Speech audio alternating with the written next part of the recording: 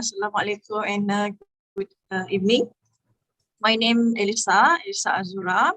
So today is we will listen sharing from our speaker. We have today we have two speaker.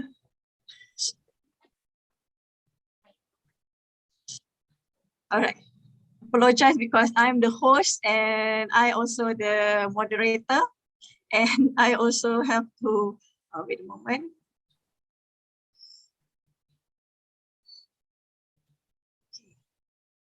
All right. Okay. So today we will have two speakers. The first one is Wong Peck Lin. Okay. After that, after she share her sharing, okay, and then we will follow with Amy. Okay, she will do a recap. Okay. So for your information, for this webinar, we already did once a month, and today is the last day, okay, for the international webinar on agroecology and community 2021. Okay. So I would like to, and finally I will give some data about how is the participation from the participants since January until today. Okay, allow me to conduct or moderate the session in both language. Maybe I will use in Bahasa and also in English. Okay. So I will introduce our speaker. Okay, name is Wong Peck Lin.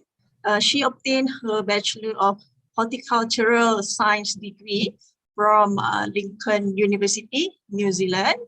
Wong Peck Lin was active in both students' affairs and women issues while studying overseas. Since her return to Malaysia in the mid-1990s, Peck Lin joined local women rights organizations, AWAM, Stand for All Women's Action Society, as a full-time staff. During her tenure in AWAM, she helped to set up AWAM's Legal Information Service Center, a joint project Bar Council Legal Aid Center KL. Currently, Peck Lin is attached to a performing arts company in Kuala Lumpur and a member of Women Equality Association, WEA. She is also the coordinator for WINIF, a community project on enhancing women participations in natural integrated farming in Malaysia. So, ladies and gentlemen, if you have any questions, okay, you can drop your questions or maybe your sharing, okay, in the chat box, in the chat. So later on, after Wong Peck Lin finish her presentation, I will share the question to her. Okay, so I would like to invite our speaker. Please, you can start your presentation. Thank you. Hi, everyone. I'm very happy and excited to be here. But at the same time, actually, I'm very nervous because I'm speaking in front of all the experts in the agriculture field. Yeah. So this is just a sharing of our experience. So thank you so much for inviting me as an individual and also the representative of my organization to share our story and our experience of engaging the community women in achieving a better livelihood through the project called WINIF or through farming activities. So I shall start my sharing and my presentation. Just give me a minute, yeah.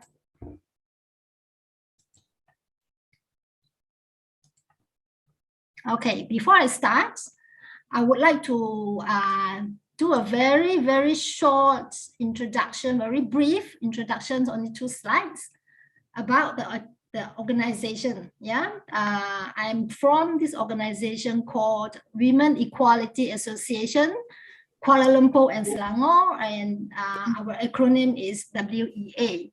And Dr. Eliza has actually introduced it just now. And who are we? Sorry, Jacqueline. Could you put on the slideshow mode? Oh, sorry, forgot. Yeah. Yep. Okay. Yep. Thank you. Yeah, this is our association. You can see the logo. Still not coming out. Still not coming out? Can you click again, because it's still not on that icon, your slideshow? Oh, which is it not on yet? No. Which one should I click then? At the bottom. Sekejap, dia ada di sebelah 79% on the left, bawah sekali. Can please the others please mute yourself. Make sure microphone is off so that the speaker is not interrupted. Thank you. So under the share screen.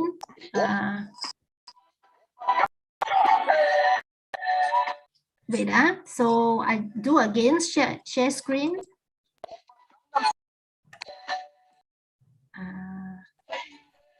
Just a minute, yeah.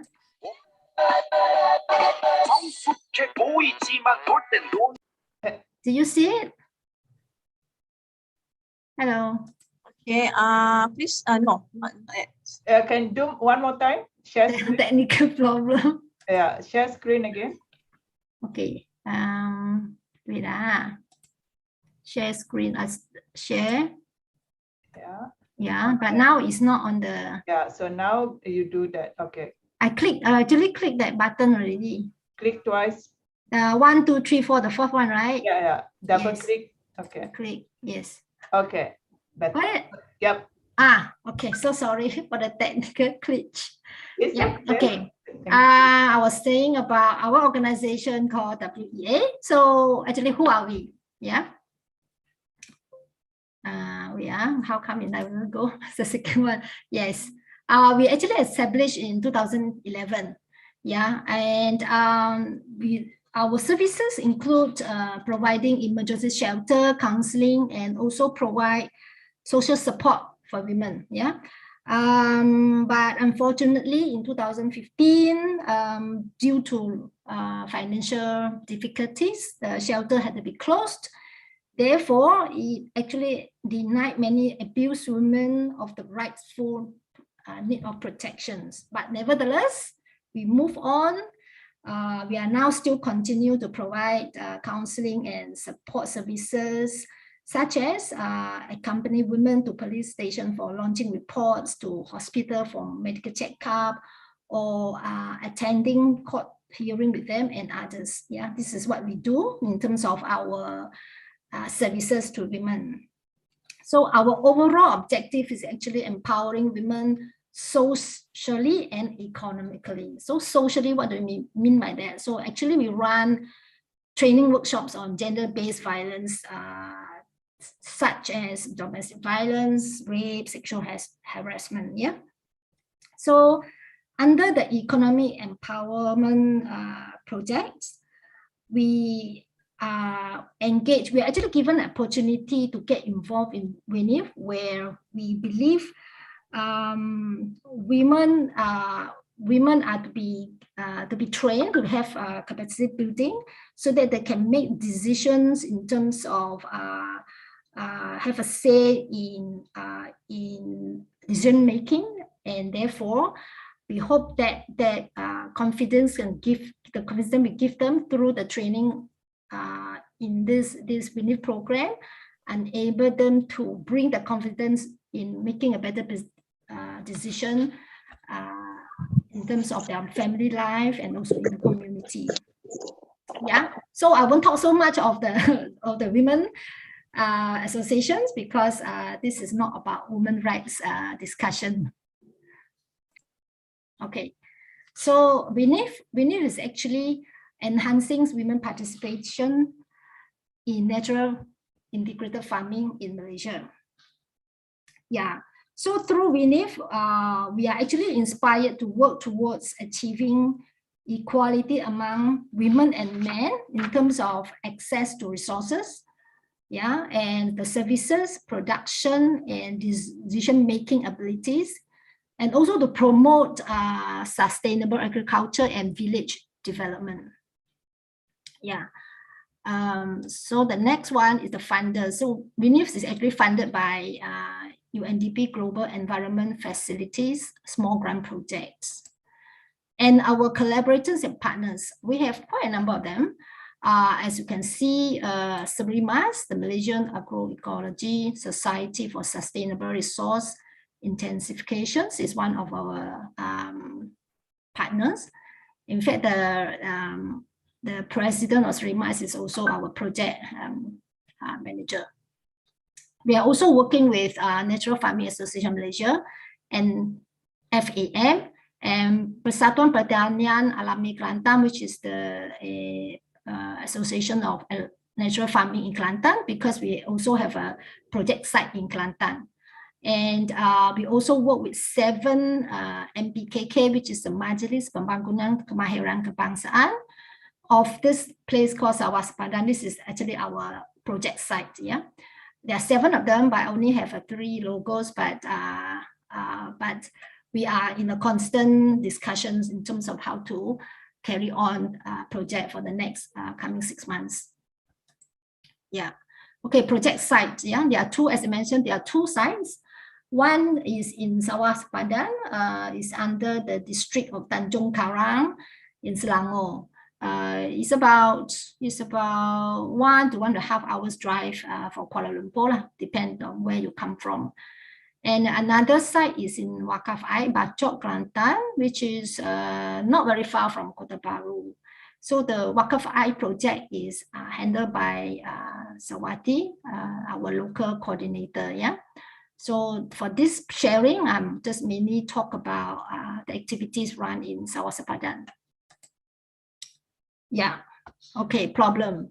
Yeah, so the problem in Malaysia, the present common practice of the agrochemical dependent in the monoculture farming system lead to high production cost, result in low and unsustainable income. So the over application of chemicals is the cause of deterioration in the environment, soil and biodiversity. So the long-term exposure to toxic chemicals actually caused hazardous health issues and concerns to the local community, and of course also to the farm workers. And continuously use of chemicals will deplete the soil fertility, and resulting in reduced food productions and increase in food insecurity. So women in this big scale, highly mechanized agriculture system actually play a very little role, small role. Yeah, so many of them are actually being sidelined. So we want to propose a solution of integrated farming, where it is environmentally friendly, low in cost, and also it relies on recycling of the agricultural waste products for the inputs, and also supports sustainable livelihoods and much able to secure food security for the poor. So our approach is to encourage women, to enhance them in the participations of integrated natural farming. So meaning that is through this project that we are carrying out some of the solution. Yeah. So you can see this diagram. This diagram is actually simplified to reflect the few factors there in the current practice in Sawah Sepadan, where we have the organization organizing the program, which is WEA, and working with our partners to plan out the projects and executing the project, engaging with local communities, the women, the Tuk Sidangs, the farmers, the stakeholders, so-called stakeholders, and we have livestock productions, crop productions, from the crops, recycling and nutrients. Yeah, but the other essential elements such as soil management, water use, climate, landscape, and conservation were taken into consideration when we do the planting exercise. Yeah. So later on, maybe I will go into a bit about how women are being taught to take into consideration of other elements in the process of planting. Okay, so beneath we have actually 4 objectives. Yeah, objective 1, we is to provide capacity building. Yeah, for this natural farming among women. So what are the activities carried out? So the first thing before we actually engage into it is to hold a stakeholder engagement. Yeah, where we meet up with all the tok sidans. Yeah, you can see from these pictures where we sit down and we talk about methodology. Yeah, talk about responsibilities, and also to hear from them what are the obstacles or challenges that we will be facing when carry out the project. Yeah, this is this kind of stakeholder discussion. This guy in blue is sorry. This guy in blue is also a tok sidang where we went to his office to discuss about a bookshop. Yeah. So we also met up with women participants because they are also our stakeholders, and to give them the support and to hear from them what are their issues, what are their concerns, so that we can build into the project. So under this first objective, we had capacity building in terms of knowledge and also in terms of practical. Yeah. So we had a couple of trainings, a couple of workshops since we started this project in last year, August or September. Yeah. So we held our first training on livestock productions on ducks, chickens, and quail. Yeah. And it was participated. This first picture, the picture you see, it was actively participated by women participants. And then we have subsequently, we also had organic fertilizer productions and natural pest control workshop where the president of Natural Farming Association, Mr. Tan Hong Boon, had input on natural pest control. Yeah, he's sharing his expertise, knowledge, and skills. And these are the women participants attending the workshops. And last weekend, we just had another capacity building where one of Surima's trainer, Kamal, he came and to talk about biochar productions, the setting up of the whole stove and what are the uses of biochars, how do you use it, and etc. Yeah. So these are the capacity building in terms of knowledge. Yeah. And under the objective 2, we have to design, we have to design, operate the farm, meaning that operate the planting activities. So under this objective, we had companion planting where there are 3 crops involved in it. Yeah, one is the long beans, the other one is tomato and chilies. So all these plants, they are playing supporting role in terms of supporting each other. Like the long beans are heat resistant, so women were taught that when you're planting certain plants, you have to understand their characteristics and therefore how to make use of the natural environment in terms of the sunlight, in terms of the climate.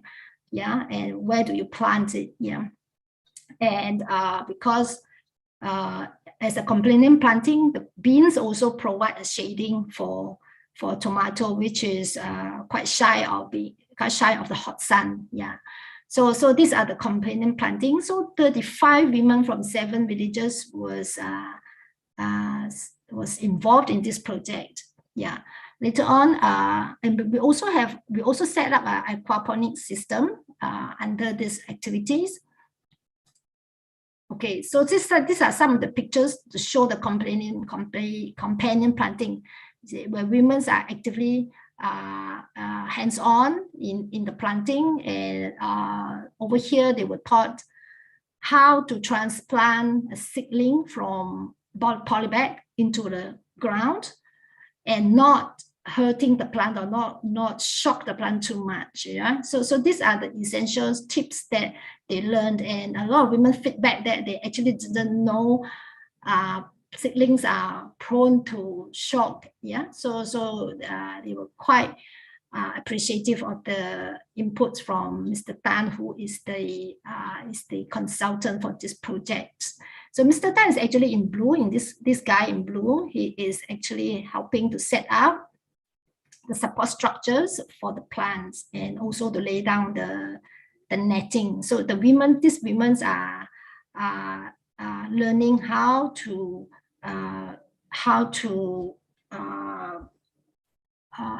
make the planting better. Yeah. Okay. So this project, they also learn about plant management. So we went to one village where they just used the burnt soil, meaning that they burned the rubbish and the soil, and with the char from the burnt rubbish, and they thought it is very rich in nutrients. So they used the soil and to put as a topsoil for their plants, and the plants, of course, die off. So these are the things that they learn about soil pH and handling of different type of soil. Yeah. So in this companion planting project, the women also learn how to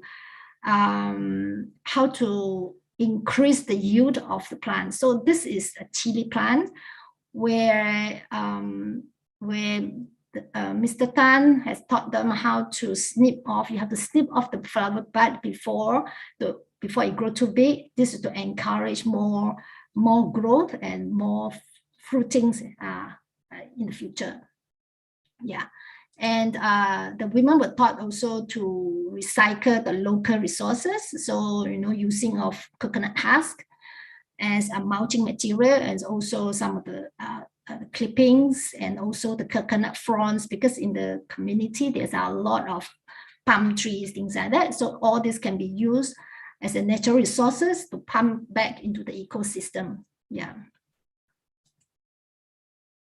And of course, pests and diseases are bound to happen. So women learn about this called the leaf borer, what kind of damage they cause to the plant and how to handle it, how to not leave the egg in the same plot of soil. So these are all knowledge that they acquire. Yeah, and also ants. Ants is also one of the big problems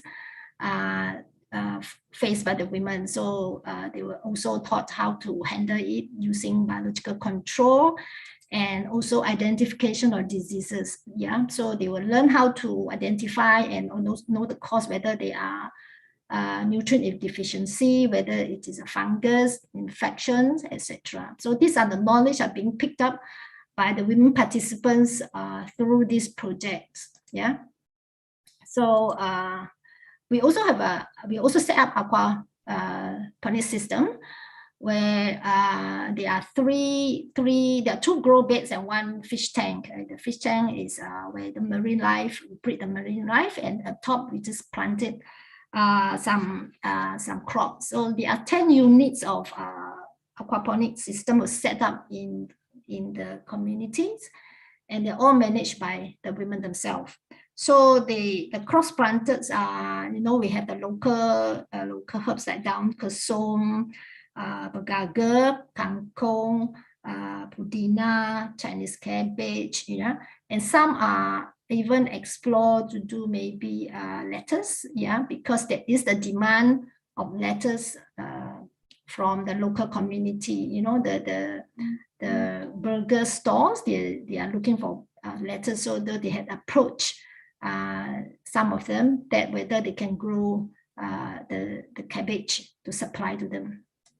Yeah, and this second photos is actually we set this up in the kindergarten. Yeah, when we went there, we found out that they have a fish pond, and we immediately discarded the fish tank, the plastic tank, and we make use of the existing structure as the fish pond and improvised it. And this project setting up in kindergarten is also we quite like this place because we would use this as an education demo for the children and for the parents to explain it to them, the concept of aquaponic and integrated farming. Yeah, so these are the one of the successful crops.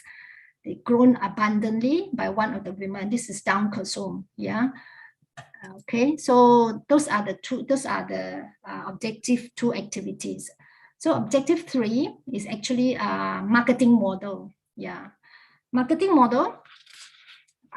We conduct two workshops. Both are online because at that time of the MCO, so we have to actually do it over online. One is the food preparations and marketing, and another one we thought maybe we want to do a bit of hands-on thing. Yeah, instead of giving them the theory part about marketing, business setup, we thought we would do a webinar on WhatsApp broadcast, where women are taught, how to use the broadcast group to market, to set contact, to build community group, and also Shopee. How do you register as a seller, and what do you get out of Shopee, and also TikTok as one of the most quite popular apps that a lot of people are actually into it. So women are taught how to use all these online apps and tools to help them to market their produce. So in the of course, in the coming few months, we will also looking at packaging and also promotion, how to promote their products. Yeah. Okay. Then objective 4, also we of course wanted to share our success, not only success and some of the challenges that we face. So we make use of exhibitions. When we have workshop, we do exhibitions. And we also make use of social media, yeah, to promote our activities and the concept. And finally, we would want to share with the public our experience. And most importantly is to actually advocate for government support in integrated natural farming. Yeah. So now I come to the achievement and challenges. So I list down 2, the challenges in terms of organization. Yeah. So from WEA viewpoints and also other collaborators, the achievement is we have managed to build our rapport with the leaders, community leaders, and women participants. It is especially so for WEA because we build from ground zero. Yeah, we come in together with other organizations. So we come in and we slowly build out our rapport with them and able to work with them and carry out the projects. And networking with agro-based NGOs, this is very important because as a women organization, a lot of members are not very well versed in the topic. So working with them is enable us to learn and also to execute the project better. Yeah. This WINIF project also actually opened up an opportunity for women's group, for us who always work with the urban women, and also on the gender-based violence topic. And this project gives us an opportunity to come down to the so-called Turun Padang and work with them. Yeah. So the challenges, what are the challenges? Of course, everybody is affected by COVID-19. So we are also affected by it. So during the MCO, we are not able to go down to the field as much as we want. So at that time, we already started the companion planting. So because we are not able to go down to monitor and give support, and at that time, because it was beginning of the year and the hot weather, and then the storm comes in, there's a lot of challenges over there. So the outcome of companion planting is make the woman learns a lot in terms of the planting, the pests, diseases, working with other women, because they do have a group where they can exchange opinion, and sharing their experience. But this COVID-19 has actually throw us out of our plan, and we feel we regret that we are not able to give them as much support as we can. And the challenges for the organization, for WEA, is our members are not familiar with this topic. So of course, we also don't have the technical know-how. And as a small organization, we are also very, very short of human resources. So that's why you'll always see same faces. The community people always see the same faces going down. Yeah, and from our organization viewpoint, there are issues that we would like to introduce into the community, but we find it there's no entry point. It's very difficult to find an entry point to introduce our core issues. Yeah, and in terms of communities, support, the achievements is support from Tok Sidang, hence managed to reach out to women participants. This is very similar to the organization achievement. This community, because this project also provide an opportunity for women, the women participant, to venture into this integrated farming and market their products. Because there are quite a number of women in the communities also produce different type of products, beside farming products, which we encourage to do. They also have, for example, the goreng pisang, the kueh, the biscuits, So if the information they learn from the marketing tools in terms of using Facebook or using TikTok and others platform, will be able to help them to market their products as well, and to also optimizing their unused land. There are a lot of lands, idle lands not used. So hopefully by encouraging them to do more planting, so they will be able to turn the unused land into some kind of income generating projects. And capacity building for participants. The community had learned quite a bit on the knowledge and also the practical side of integrated farming. For challenges, the challenges we identify, actually men are more responsive to women activities, to beneath activities, even though this project is actually set up to encourage women to be more active, to be more participative.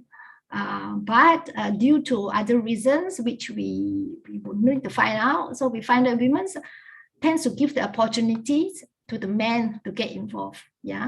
But for us, that is also okay, because by men involving in the project, they will bring along their family members into the activities. The other challenges that we face is due to the reasons I mentioned, MCOs and other factors, we are not able to meet the projected income, due to underperformed livestock and crop productions. So these are the challenges we face. So moving forward, we will continue to getting women to be interested in the farming projects, and hopefully we will also getting them more into plantings and turning the community into something which is better for everybody. So these are my sharing for today. It's short, so it's because this is our only 1 year experience working with the women in the community. Okay. Okay, thank you. Wong Pek Lin. I should stop Yeah. sharing, yeah? Sure. Mm. Okay. We have one question in the chat from Muhammad Admi. Lebih dikenali dengan Pak Na dari Putrajaya. Okay. His question is, what is the innovation you practice at your integrated farm?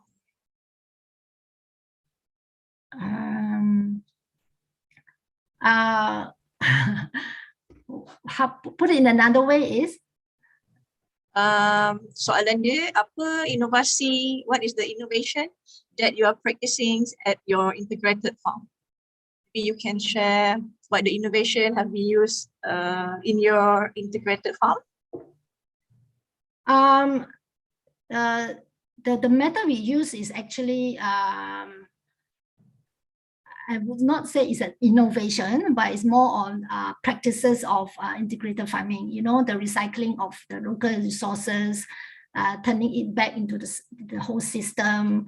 Yeah, for example, because Sawah Sepadan is actually rice planting community. So after the processing the rice, so there are materials left over, just like the rice has. How do we encourage them to turn this material, instead of just throwing away, and turn it back into the system, and in a way encouraging them to, to add value into something that they used to throw away. Yeah, this is one of the ways that we are doing as well. Yeah. Okay, thank you. All right. Maybe we will have any more questions from the participants, or you can also unmute your mic and ask directly to the speaker. Hi, Packlin, Eddie. I would like to ask, so how is the involvement of local government agencies, DOA or the district council? Are they involved in any way? And also, is there other women organization that is also participating with this program? Yeah. Last year we managed to actually get the local Adun, which is a YB Rosanna, to help officiate the training, the sessions, and she was also helpful in terms of lobbying women to attend the training. But so far we haven't had any government bodies involving in the program. Yeah. But that doesn't mean that we should stop there. Yeah, this is something that we should explore. Yeah, and in terms of other women organizations, no, at the moment, is because what we do is actually very out of the norm of the women organization. So it is only through, I think, through our work and through our success, I think we will be able to maybe to draw some of them into activities and doing some programs with community women in the Sawah Sepadan. Okay, the next question, I think maybe from Dini. Okay, she asked, how do you get the permission to use the unused land for winning? Oh, we have to discuss. It's a long process of discussion with the local heads of the village, because as I mentioned, especially for us, we are nobody, we are newcomer, so every protocol have to be followed, you know, slowly threading our way. A lot of discussion, a lot of meetings, painstaking, but slowly, because some of them are quite how to say daring to go to try new things. Yeah, try new things. So they may want to share a little bit of the land in front of their house, and occupying their place to run the project and try out the project. Yeah. Right. The question from Sakina. She said, I am wondering on why women giving priority to men to be involved in farming activities means the stigma is still there. Is there any measure to change this? Okay, this is a good question, and this is also our observations. But I think it is because it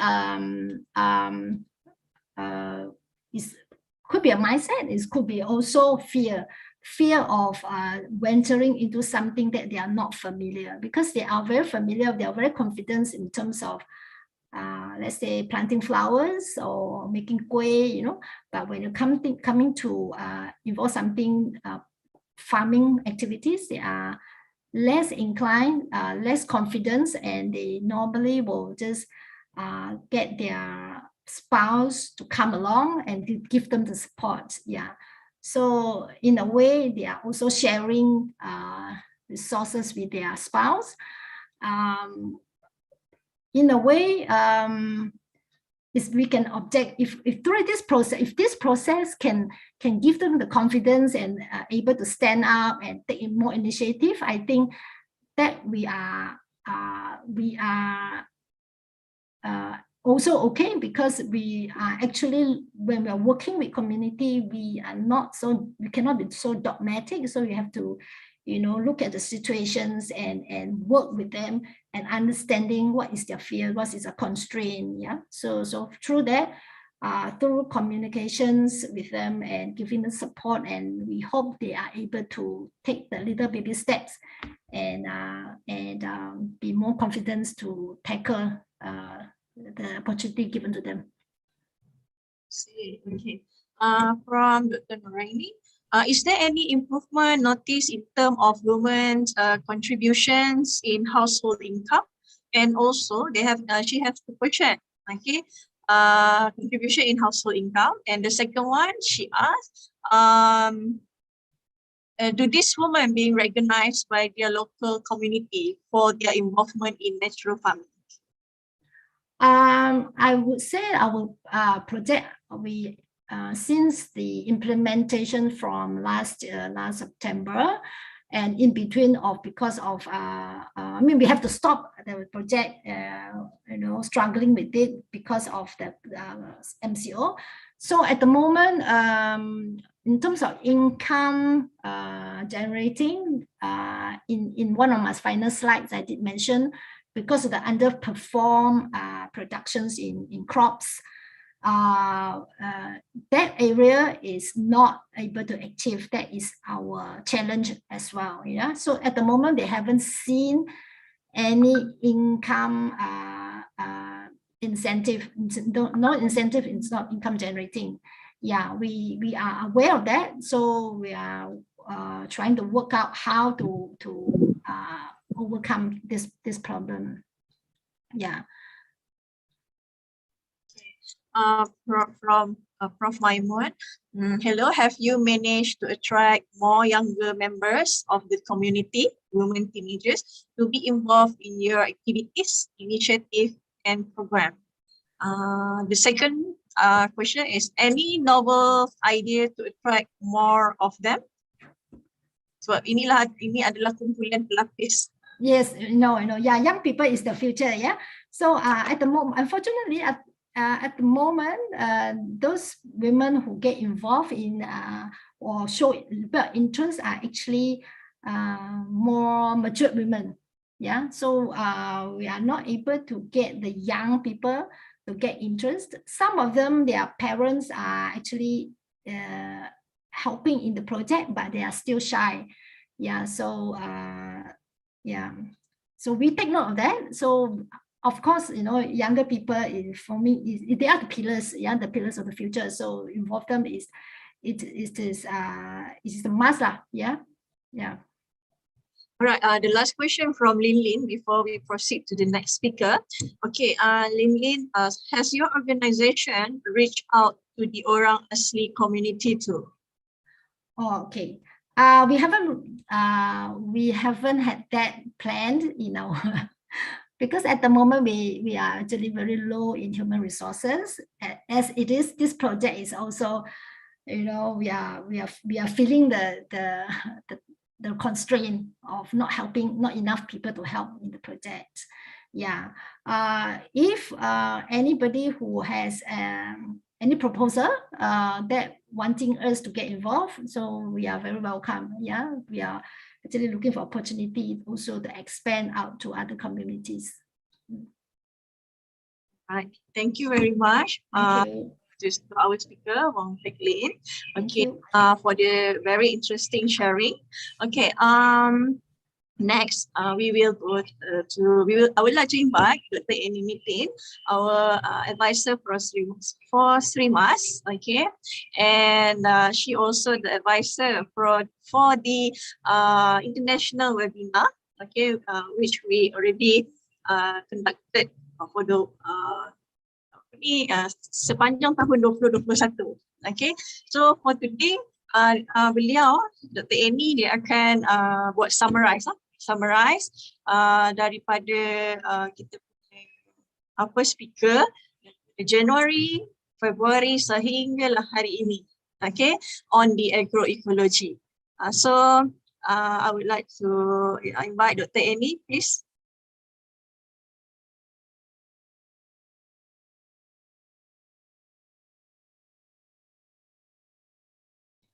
Okay, hello everyone. Jaem, I will put my slide up. So,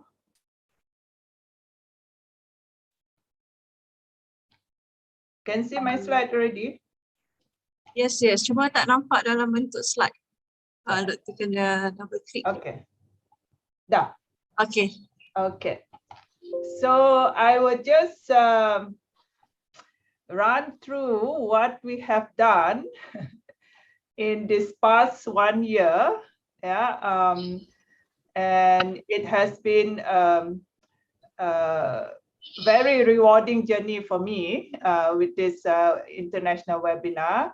And our work has been really focused on promoting agroecology. Since we are as a agroecology society, it will be our mandate as well to push this forward. And we have been very fortunate to have beautiful and wonderful speakers for our program. So let's start with our first journey.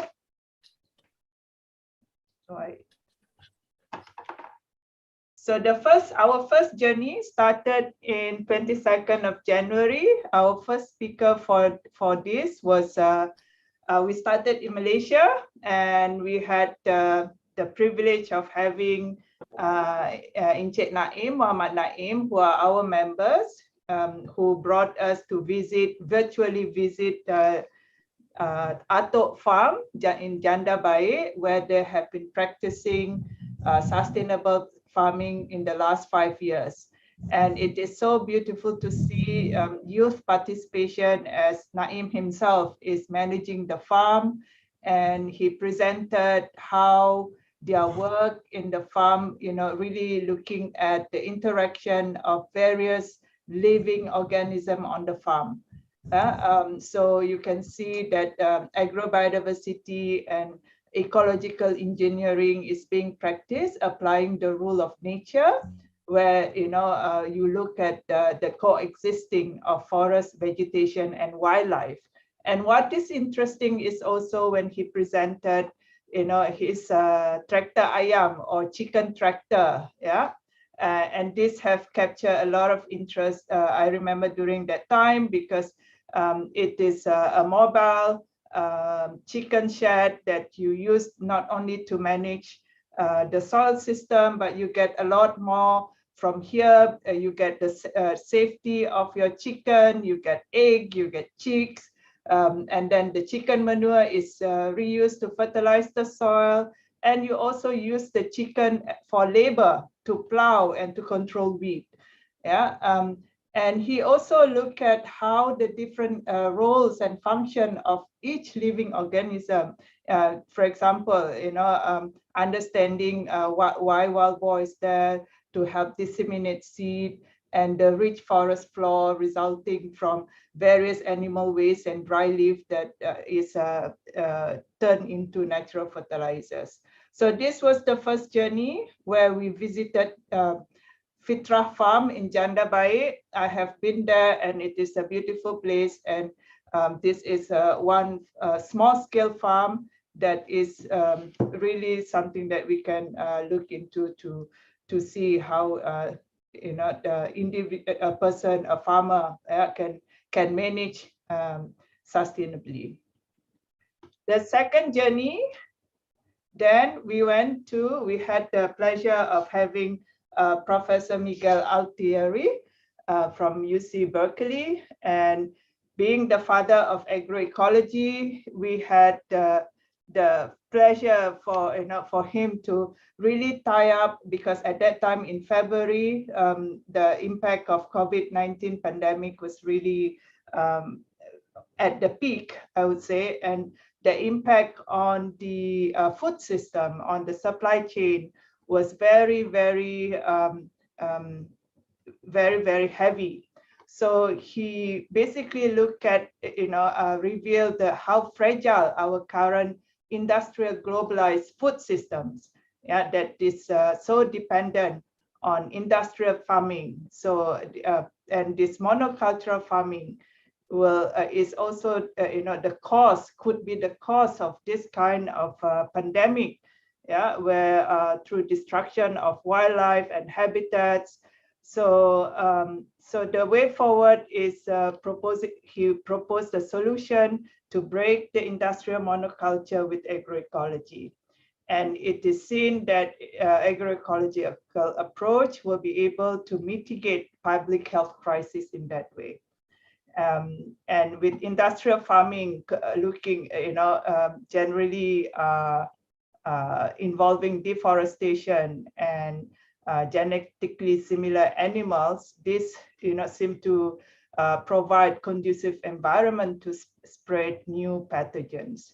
And the community he highlighted in his talk was mainly in Latin America, Guatemala side, in Mexico, Cuba, and Chile. And since I will always try to find which community is involved in this international webinar, because that is the title of our webinar series. Yeah. So he looked at how agroecology is also where traditional farmer knowledge. And this theme will come again and again in the next speakers as well. That we have to look into traditional farmers and agroecological movement. And the third speaker, we had the pleasure of having Mr. Pierre Ferran from the FAO, from the Asia Pacific Regional Office based in Bangkok. And he again also put into perspective, how do we build back a greener food system following this pandemic, resulted from this. What is the new normal, the next new normal for us? And it was seen that during the pandemic, the supply chain system is badly affected. We can see that the impact on health and nutrition was there, and then the consumption pattern changed from fresh to processed food, because people have to store ration at home. It's easier to store processed food, canned food, and it is also noted that vulnerable communities are also subjected to limited access to seeds and feeds. Yeah, and this call for transformation for a greener, more resilient, and more inclusive new normal food system. And in here also the discussion is also to make the supply chain shorter and more transparent. As such, initiative related to community-supported agriculture, e-commerce, and education research is also proposed as the next new normal, yeah, including farmer field school. So more training, more investment in education and research. But what is also important from his talk is that we need to reduce dependency on external inputs and move away towards stewardship and better utilization of ecosystem services. And this go in hand with the principle of agroecology, yeah, in which also we also need to strengthen our local input system, establish community seed banks, support utilization of local varieties and underutilized species. The community highlighted in his talk include Myanmar, Philippines, Sri Lanka, and China. And in his talk, we can see basically that co-creation of knowledge is among the most important part of agroecology. Diversity is mentioned as part of where integrated farming is concerned, and culture and food tradition, yeah, both affecting both consumers and farmers. Yeah. Next, in the month of April, we had this was a special month for us because we were also looking into also celebrating the World Seed Day, which was on the 26th of April. So in April, we had we planned for 3 talks, but we managed to have 2. One, Dr. Kamalita was not able to join us due to, I think it was some typhoon in her area in Philippines that he was not able to connect with us. So the first topic for that month was on looking at incompatibility of GMOs with agroecology, where Lim Li-Ching and Dr. Eva, they look at both technical from the scientific perspective and also from agroecological perspective, why GMOs are not compatible with agroecology. Yeah, so we look at we look at how GMO crop reduce diversity, yeah, because these seeds are designed to for one purpose and for massive production. So it is seen that techno-fix and top-down approach in GM technology also diminishes co-creation and sharing of knowledge, because this is a solution given to you. You don't have to do anything, just use it. So you don't have to think, you don't have to do anything. So there is no co-creation, there is no sharing of knowledge. Single cropping that we see in GM approach is also diminishing synergetic interaction compared to multi-biosystem in agroecology. Efficiency, we can see that despite the claim that the use of pesticide will be reduced, but we can see that long-term the efficiency in pesticide-dependent production system is also reducing. GM system also remove capacity to recycle, because in GM system, we cannot reuse, we cannot exchange seeds. This is a no-no. You can only use once and you have to repurchase every time. Farmers are not allowed to keep and save and exchange. So there's also reduction in where diversity undermine ecological and socio-economic resilience. So in other way, GM system is seem to work against human and social action, where we were supposed to work with nature. Yeah. So this was shared during by Li-Ching and by Dr. Eva. Then we also had Zainal Arifin Fuad from Lavia Campesina at Serikat Petani Petani in Indonesia. And he really brought in the concept of food sovereignty agroecology seeds, and also on UNDROP. UNDROP is the United Declaration on Rights of Peasant and other working people in rural areas. And the right to seed, and how agroecology movement become more and more ingrained towards food sovereignty. Again, here the call is that we move away from industrial agriculture, which is corporate driven, inputs are controlled by them. Yeah, so this is the call for that. And they have very, in Article 19 on rights to seed, yeah, this is what the focus on, so that we have the right to continue to maintain, control, protect, and develop our own seed system with our traditional knowledge. Yeah.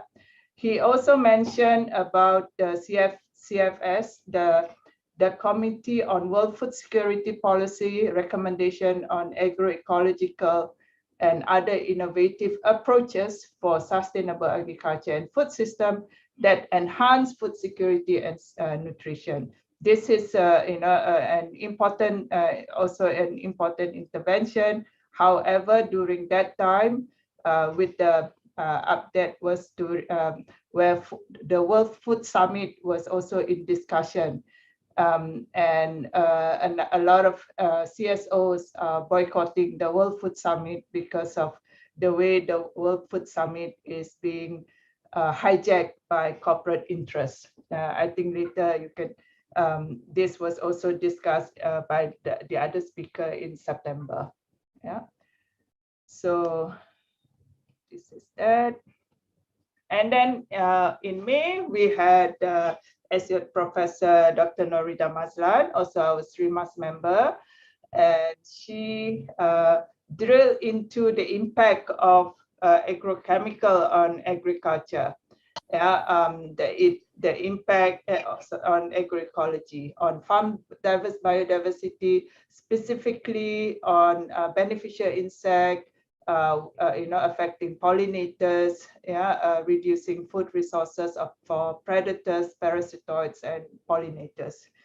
Apart from that, there's also non-lethal effects of this insecticide, which can impair the development of these predators, parasitoid, and pollinators. She also looked into direct toxicity of fertilizers on plants, affecting habitat quality and microorganism boom, effect of nitrogen on insect growth, and parasitism rate. There's also the proposed way of looking into agroecological approach for managing pests and diseases, where microbe can be used to degrade pesticide, and we can increase biodiversity through ecological engineering to manage pests and diseases. Yeah. Okay. So that was in May. Sorry, I think I have to go a bit faster. And then in June, we have again the pleasure to have Prof. Naumann Abhoff, the father of SRI, just now agroecology, now SRI. So looking at how SRI is useful, yeah, entry for as an agroecological instrument. And from his presentation, we see that SRI methods were able to resist storm damage and also against brown plant hoppers, and it create a conducive environment for growth below the ground, yeah, so that we have more robust phenotypic and genotypic population. SRI methods also mobilize biological processes and potential that already exist in crop plants. So it enhances this capacity. So basically, agroecology is embedded in SRI practices, and SRI can also be applied on other crops, sugarcane, green leafy vegetable, carrots, apple, etc. In his talk, he looked into various communities in Madagascar, in Vietnam, Taiwan, Indonesia, Ethiopia, where else was that? Just let me see. Sierra Leone and Maine. Yeah. Okay. Sorry, I bring you to all this. And then we had in July, we had Tammy Jonas from the Food Sovereignty, Australian Food Sovereignty Alliance, AFSA, yeah, who shared with us Agroecology, a life in common nature, very interesting talk that she worked with us. And she herself being a meatsmith with her farm, looking into intensive livestock production that is also related to how it affects, in relation to climate change, pandemic, and plagues. And he also warned us again the threat of organic agriculture that is becoming, you can see being hijacked by industrial organic with vast monoculture. And the same thing could happen with regenerative agriculture as well. Yeah, so she stressed that participation of farmers in food system is crucial. Again, the importance of traditional knowledge and indigenous land management practice. And in the new norm towards a sustainable food system, we have to ensure peasants and indigenous people as part of the policy making and planning. And here in the discussion, we also look at, it was also mentioned, agroecology may not be about upscaling, but it is about outscaling. We want to have more smaller farm, but where if we can establish in every community, that will be better than intensification. Transparency in food system, production system is more in demand in Australia rather than relying on certification system. The community that she highlighted in her talk was India and Australia. Okay. Then in August, we had the pleasure of having Janet Maru from Sustainable Agriculture Tanzania, who really, we dive into the beautiful program that they have in Tanzania, involving thousands of farmers. The first core is about dissemination of knowledge. If they want to improve or provide, to promote agroecology, it is about dissemination of knowledge, application and marketing, research and networking. They established their farmer training center. You can see here the farm training center that they established. And this is where they started to train farmers and extension officers. Marketing is very crucial for business. They opened the first organic shop in Morogoro in Tanzania since 2013. And it was a certified shop. So it is, the produce are all certified. And they also have very interesting work, to reduce conflict between farmers and pastoralists, so that they can work together to ensure decent production. And this is, I think, you can see that the outcome that they're looking at is reduce conflicts, increase income, strengthen food security, reduce malnutrition, and enhance climate resilience. So mainly in Tanzania, in Morogoro region, and in Kolosa district. And in September, we had also Ms. Lee Shin, the National Coordinator of SGP Malaysia, where she's shared with us her topic on agroecology, how it makes better environment protection and enhancing human well-being. She brought us into various projects that SGP Malaysia is conducting or providing fund for. We heard just now WENIF is also one of the projects under SPP Malaysia. So they look at various projects in Sabah, Sarawak. You can see Long Samado in Sarawak, Kibatu in Sabah, a few orang asli communities in Peninsula Malaysia, and how their landscape approach is applying agroecology to enable villagers to plant crops and take advantage of their natural surrounding. So with the multiple production system, zone with different zone, they have also restricted zone. So using this this landscape approach, the community are still able to plant, and they still can do hunting and gathering forest to for forest produce. They are also they encourage minimal land clearing, and also maintain their treaty method in certain villages where treaty is tanam, tinggal, and tuai. You plant and then you leave them, and then later you come back to harvest. So minimal disruption, and they can do different harvests at different time throughout the year. And then October, we had Dr. Ravindra Joshi specifically talking about the invasive rice pest, and from the field rice experience that they are doing. So we had two topic specific focus on rice. So we had SRI with Uphoff and Dr. Joshi. So again, here the introduction into ecological engineering, and also looking at how this where cultural practices are used to enhance biological control. They also use trap.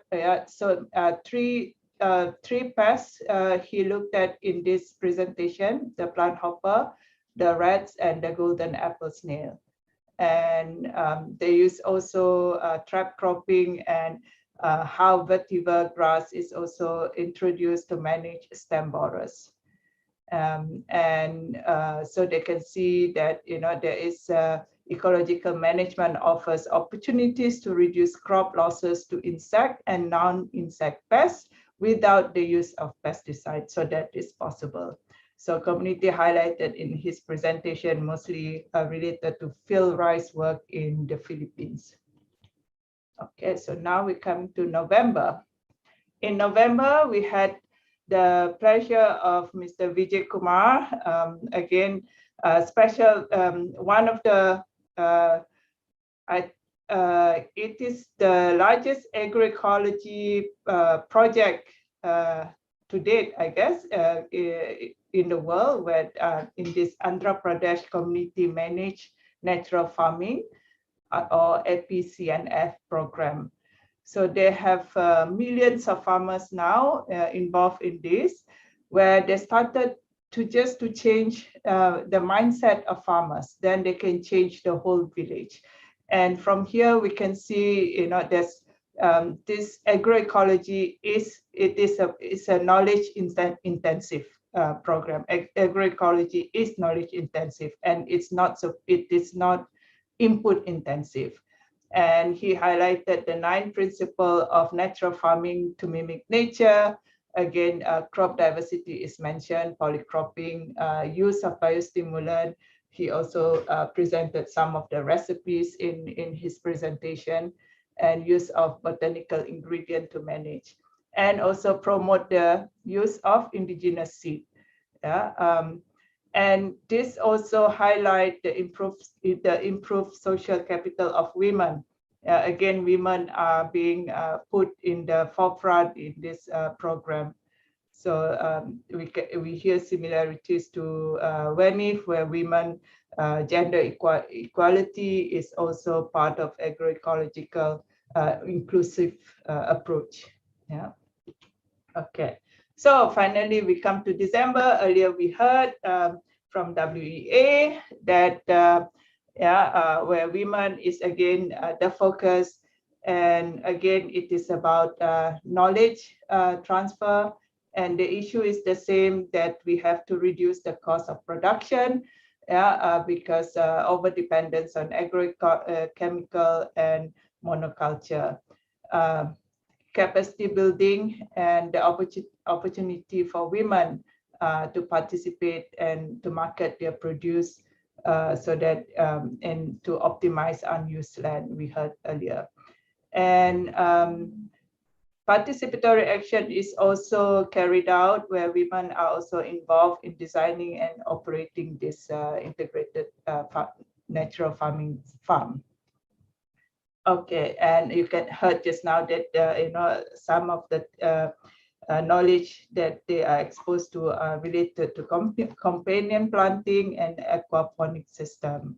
And they work in two communities, in Sawah Sepadan Selangor and in Wakaf Air Kelantan.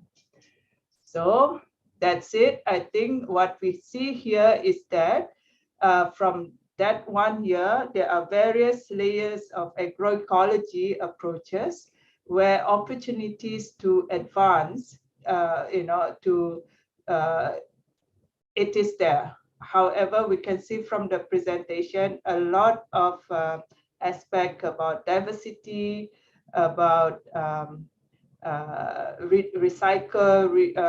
about culture, but we still have very limited exposure to what is responsible governance, how secular and solidarity economy can be further enhanced.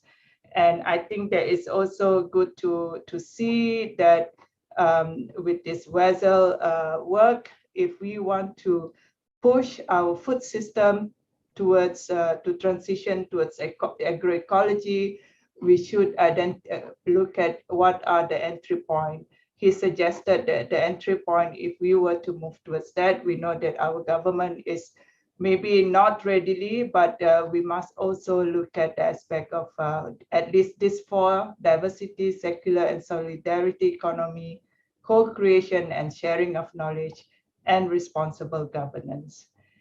And on the left here, because there was also discussion, I think in Tammy's talk, whether organic farming is agroecology support organic farming or vice versa. You can see where the dimension could be slightly different between organic and agroecology. And this is the sharing from the Millennium Institute. If we were to use SDGs to map our performance, if we want to push for agroecology, then we would be able to see where agroecology is good at the moment, because we can see, for example, in number 12 is responsible consumption and production. Basically, we can attain very high performance for agroecology. So this is something, and if we look at SDG 2, you can see also that using agroecology intervention, we can improve our achievements there. Okay, I will stop here. This is my last slide. Thank you for listening to me. I hope I capture what was discussed in the last 1 year. This journey has been quite long, and I try to recall as much as possible. Thank you for listening to me. The members, I'm sure some of you have also followed quite a number of the talk, so please feel free to share or recall what you remember from that. Thank you. Okay, thank you so much, Dr. Eni. Okay, I have a very, very short to close the internet, a very short presentation. Okay, close the our international webinar on agroecology and community. Okay. Okay. Can you see? Boleh nampak? Boleh. Ya, Okay. letak Sikit saja. Okay, so for your information, okay, the webinar is organized by the Srimas and in the collaboration with the UPM and the FKMM, Forum Kedaulatan Makanan Malaysia. Okay, and okay. Oh, okay. All right. And so this is for the today webinar, which is the last webinar. So thank you very much to the speaker, to Dr. Annie, to summarize, and Alhamdulillah, we are managed to organize and invite 13 speakers because on the April we have 2 speakers. Okay, and I also would like to thanks to our moderator for each month, for every month, and also thank you very much to our rapporteur. Okay, and why we have the rapporteur, because our aim or our output is to publish what is the outcome from the January until December. Okay, so I also would like to thanks to our participants. So for your information, since January until today, we have the participants, including the participant and the speaker, from at least 44 countries. Okay, for 44 countries, from the university, from the private sector, from the governments, from the schools, and so on. Okay, so thank you very much. And in our record, we have approximately around our cumulative participants around 778 something. Okay, so it's a very good involvement, okay, from many other countries. Okay. And okay, I would like to share about the feedback. Okay, overall or in average. Okay, in average. So overall, the participants feel that this webinar is very satisfactory and excellent. And what I would like to highlight, and I think our webinar is in a successful phase, because our audience or our participant, almost half, okay, almost 50% is the age is less than 25, meaning that this age is in the university or in the school. Okay, so because this webinar is objective of this webinar is to share, okay, to educate the people about the agroecology. Okay, all right. And of course, I did not work alone. Okay, I have a team. Okay, we all together, we have 13 committee members. Okay, we have Dr. Anizan, Dr. Febri from Indonesia, Hanisa, Dr. Eni, Dr. Eliza from UPM, Putri from UKM, Dr. Noraini from UPM, Madam Rosma from UMS. Okay, Dr. Jasmine from UPM, Dr. Nurul from Mr. Amir Fitri from FKMM, Mr. Yusri from UMS, my former student. Thank you very much. Okay, without my team, definitely I am not able to, we are not able to organize this kind of webinar. Okay, so what our next, I would like to say way forward is the first one is our publications. Okay, the second one, inshallah, we would like to organize the international conference on the agriculture and community, tentatively on the August. So we will send the poster or the call for the papers to all the participants that. So with that, I think now it's already perfect 9:30. Okay, so yes, we're supposed to finish at 9:30. So thank you very much for your time today. So without the participant or audience, also the webinar cannot be organized or run smoothly. So hope all of you find a benefit from our webinar. Okay, so I think that's all from me. Assalamualaikum and have a nice day and stay safe. Maybe we can invite anyone who would like to say a few words. Yes. Yeah. You can unmute and you can say a few words. Yeah. How you find this program? Yeah. And also, I would like to request the last one, okay, from all the participants today to on your camera, okay. I would like to take the photo, okay. And in the meantime, maybe we can have one or two participants to share. Yeah, I noticed that some of you is join us from January until today. So thank you very much.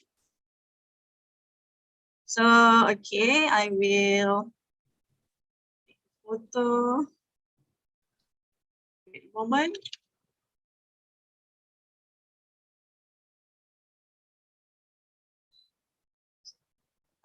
We have two screen. Okay, this is the first.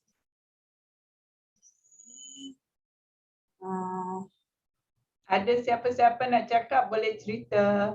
Ya, silakan.